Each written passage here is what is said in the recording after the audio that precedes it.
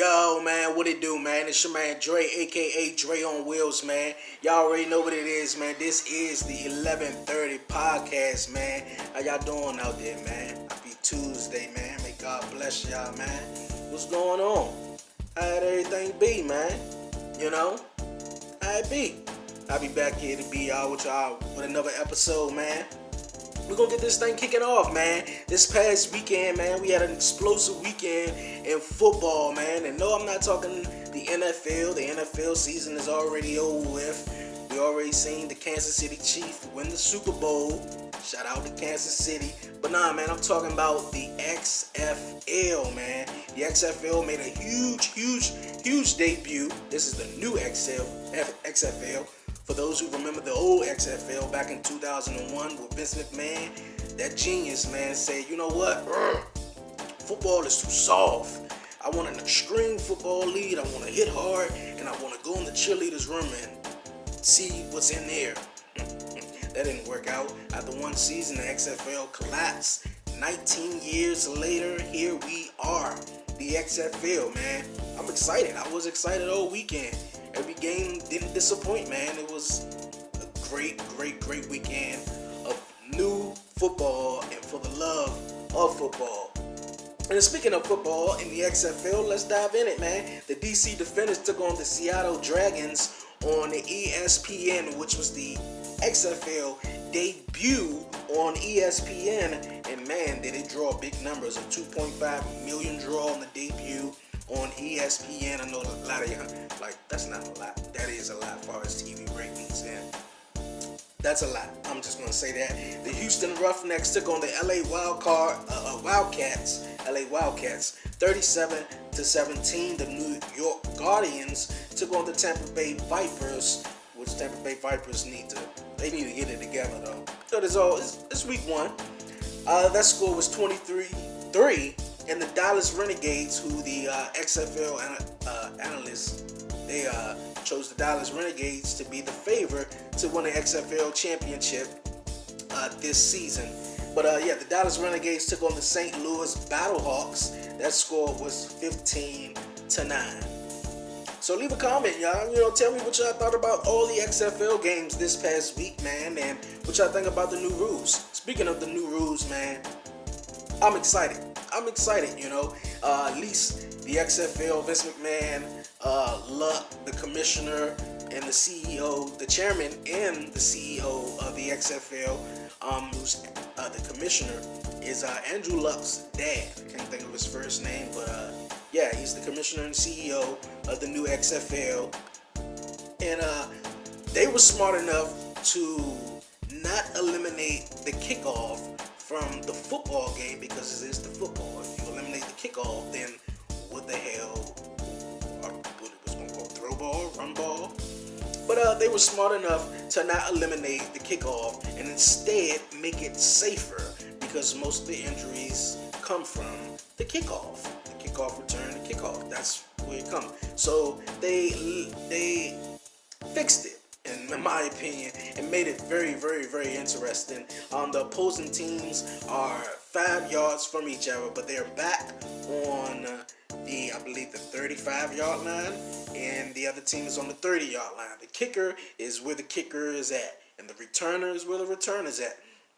Once the kicker, the two teams cannot move once the kick return guy has caught the ball, and then boom, man, it is on and popping. The XFL, man, is legit, man. It's really legit, man. Also, on its Fox debut, they drew up 3.3 million views at 3.3 million views, man. That was phenomenal. Phenomenal for the XFL, man. Really love it. Also, it's no more, we scored a touchdown, the kicker comes out there, kicks the extra point. Nah, not happening. What's happening is we can go for a one point at the 2-yard line. We can go for 2 points at the 5-yard line, or we can go for 10 points, which I believe is a lot of people's favorites, at the 10-yard line.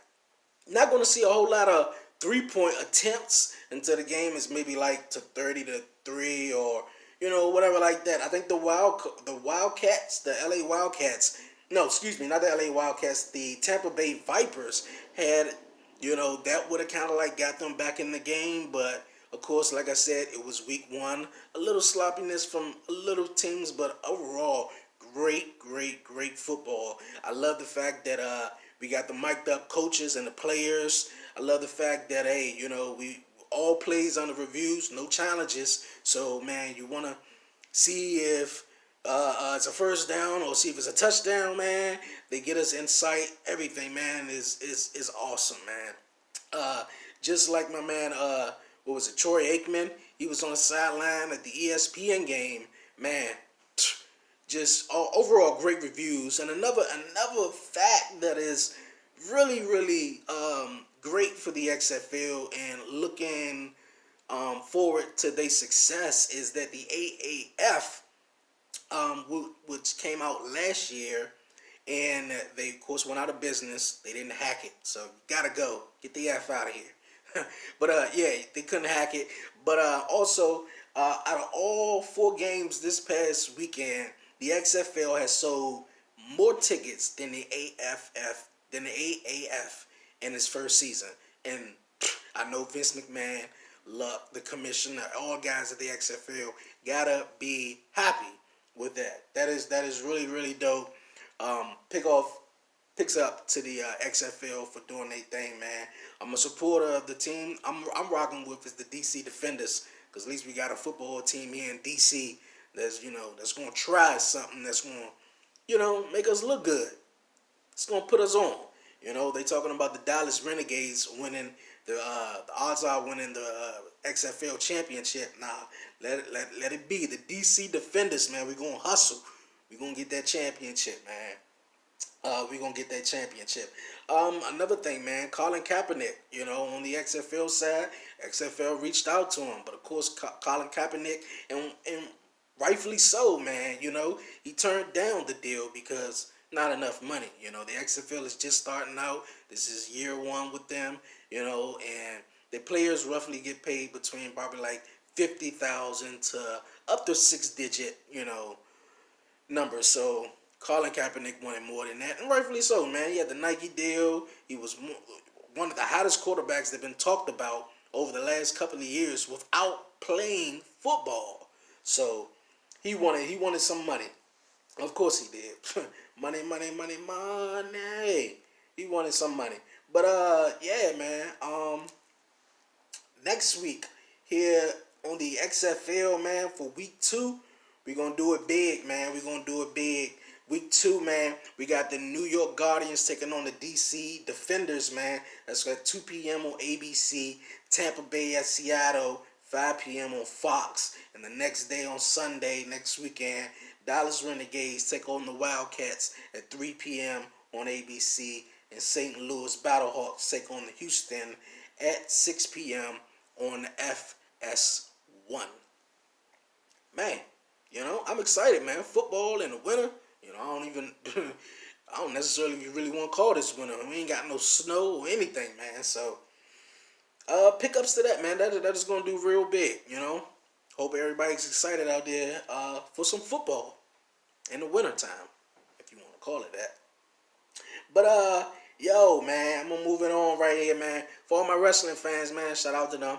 Yo, last Friday on SmackDown, man, it was odd SmackDown, but it was good, man. On Fox, we seen sort of the return of Goldberg.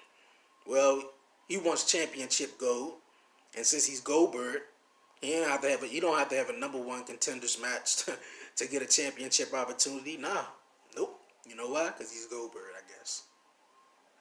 Well, as we found out last Friday on SmackDown on Fox, that Goldberg will be returning back to the ring. He will take on the Fiend Bray Wyatt. Yes, the Fiend Bray Wyatt. Living in the city is something else, man. I'll tell you that. But yeah, Goldberg is going to take on the Fiend Bray Wyatt. Super Showdown 2 weeks from Thursday on the WWE Network. And that match is going to be for the WWE Universal Championship. I don't know what to say on that, Goldberg, of them all people, though, But we're gonna see how it goes, man. But a lot of people are fascinated with the Fiend character. So I guess that's probably why Bray Wyatt want to step in it with the Fiend to go 1-on-1. But also Goldberg got a kid, so I'm pretty sure his kid probably likes the Fiend, if not. But yeah, Goldberg versus the Fiend, Super Showdown, 2 weeks from Thursday, live on WWE Network. Also, we seen a fatal four-way match between Dana Brooke, Carmella, Naomi, and I said Carmella, right? And Alexa Bliss. Alexa Bliss. How can I forget Miss Alexa Bliss? But Alexa Bliss and all four of the women battled to determine who was going to be the number one contender for Bayley's SmackDown Women's Championship. And the winner, drum roll please, Carmella. Carmella came away with the victory. It was very surprising though. Wasn't a really, off the chain SmackDown like past weeks, but Carmella is got her a championship opportunity. I guess that's what she gets when she got a relationship with Corey Graves, huh? But yeah, overall, man, that was cool. Baron Corbin, King Corbin, as I may say, came out there and was like, Roman, I'm not done with you yet, so I want a match in a steel cage. I guess we're gonna get that 2 weeks from Thursday, Super Showdown, WWE Network. Another thing, AEW, man, smooth as it is, man. Smooth as it is. February 29th, Jericho, La Champion, taking on John Moxley for the AEW World Championship. AEW Revolution, that's going to be on pay-per-view. AEW, man, gotta find something real quick soon, because fans, man, now with the WWE network out and it's been established for so many years so far, man, fans, man, we ain't paying for no pay-per-view. We gonna wait till that junk come out and download it or something, but we ain't paying for no pay-per-view. But yeah, AEW, man, doing this thing. NXT, we seen the return of Velveteen Dream, man. I felt like Velveteen Dream, man, missed his opportunity. In my opinion, he missed his opportunity when the flight was delayed for the Super Showdown back in October on Halloween. Back on October 31st on Halloween, the flight was delayed. SmackDown roster couldn't make it. Well, at least the guys who went on the Saudi Arabia trip over there couldn't make it back in time for Fox for SmackDown. So you had the NXT guys come in and replace them, and they killed it. Adam Cole killed it. Rhea Ripley killed it. But Velveteen Dream was missing that in my opinion, and I think it was going to be fantastic if Velveteen Dream was in that, man. Was in it. But pickups the Velveteen Dream. I'm really, really glad to see him back. See what he do tomorrow night on NXT. Now, before we get to Monday Night Raw, last night, in my opinion, man, I seen this on AEW Dark last weekend, man, and I feel as though fair game, man. AEW introduced a concept. Well, they didn't really introduce, but they kind of like introduced it for them, where it was a tag team match, an intergender tag team match, men and women teaming up to take on, of course, men and women. But the thing was, instead of the women taking on the women took on the men. And I feel as though that's what we need in women's revolution and women's wrestling right now. The women are coming so bigger than the guys. Tessa Blanchard and TNA. She's the TNA World Heavyweight Champion. Like, come on. Like, I want to see Charlotte take on Roman Reigns. I want to see Bayley take on... I just want to see... Mix it up. Because back in the day, we seen Jacqueline go at it with Crash Holly. We seen Ivory get in the ring with some of the guys. We seen Chyna. She won the Intercontinental Championship. So, like, if we want to progress this forward, because either you bring the women up and you start pushing them and giving them stuff for TV, or I want to see women versus men, man. Come on, why not? Why not, man? That'll be really, really dope. But yeah, Monday Night Raw, man. Okay, hot start last night. Hot start. the women's championship match between, excuse me, between Becky Lynch and Asuka. Man, that is one of the matches of the year. That match was awesome. But the match was not what everybody was talking about after that. Shayna Baszler, made her Monday Night Raw debut in I don't even know how to explain it, in a weird way. Shayna Baszler comes out, beat up Becky after Becky retaining her Raw Women's Championship against Asuka in a fabulous match. And Shayna Baszler, like I said, was kicking Becky's ass a little bit, or was about to put her in her finisher, in her submission hold. And then she took out her mouthpiece and proceeded to bite Becky on the back of the neck. Now I know, yes, wrestling is what it is though, but it's all about the story. And that's what I'm going off. Now the story is that she makes her debut, she go after Becky, and she bite Becky on the back of her neck. Okay. Okay. And I think this is really to stir up rivalry between the NXT guys and the Raw or SmackDown guys, because of course NXT has been losing every single week to AEW in the ratings. My guy, they've been losing every single week. The only week that NXT beat AEW in the ratings is that go home show, the last NXT before Survivor Series, because the NXT guys were practically killing it on Raw and SmackDown, man. So that was the only thing. And NXT is looking to make a mark and turn this rating war, if you want to say, around. Yeah, man, that is really, really, really crazy and creepy that was her return. Another crazy thing that we saw this past week, Randy Orton came out and tried to explain his actions of taking out Edge after Edge made his return at the Royal Rumble and came back to Monday Night Raw to address the WWE Universe. And out comes Randy Orton after proposing for them to team back up. Randy Orton and Edge was once a team, if you don't remember. Back in 2007, they was known as Rated RKO. And that was proposed to Edge, but Edge, I guess, took too long, and out comes a RKO out of nowhere and a concerto to Edge. Left him lying in the middle of the ring as Raw went off the air.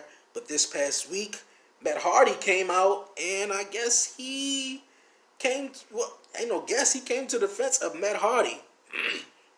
For all wrestling fans, we all know the real story between Matt and Edge back in 2005 when Edge stole Leah from Matt Hardy. We would never forget that. One of the most realest things that ever happened in wrestling. It was a behind the scenes thing was going on between Edge and Matt that played out on live TV. So crazy. But it was shocking that Matt came to his defense. I wouldn't be surprised if we see Christian next week, because Christian was Edge's partner. So, man, it was a crazy, crazy week in wrestling, man. But, man, this show was XFL about, man. So, hope y'all check out the XFL games this coming weekend. You know, ready for football, man. Doing it for the love of football. And, man, before I get out of here, man, it's for all my females out there, man. You know, I'm taking. I got a fiance. But this for all my females out there, man. Live life like Lizzo, man. She confident. So what she big? You know? Don't get it twisted with these Instagram models putting out here that is suggesting to you or proposing that this is what you're supposed to look like. Nah. Look like how you want to look. Look how you want to look. Because for the last couple of months or whatever, man, on TMZ, if Lizzo was on there, man, she was in a bikini or whatever she was, or whatever they told her, man, or whether they edited a video and had the Rikishi song or her walking, man, she is confident. Live life like Lizzo, man. Confident, man. So what? You got 3 rows, man. That means you got 3 titties that your man gonna like. So what? You got 2 stomachs. Hey, as soon as you lift it up, man, hey, I think you know where I'm going with this. I think you know where I'm going with it, though.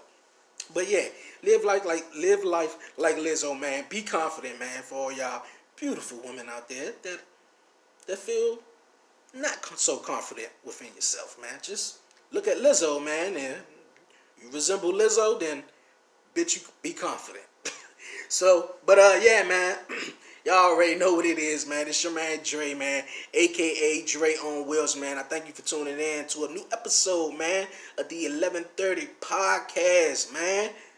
Yeah, been a great podcast, man. Great podcast. Yo, leave a comment, man. Share this video, man, if you like it, man. You know, subscribe. That's one thing. Hit that subscribe button, man. Also, follow me on Twitter at Dre on Wheels and Instagram at yours truly, Dre. That's yours truly underscore Dre90. That's yours truly underscore Dre90 on Instagram, at Dre on Wheels on Twitter, man. This is the 11:30 podcast, man. And once again, it's your man Dre, man, and I'm out.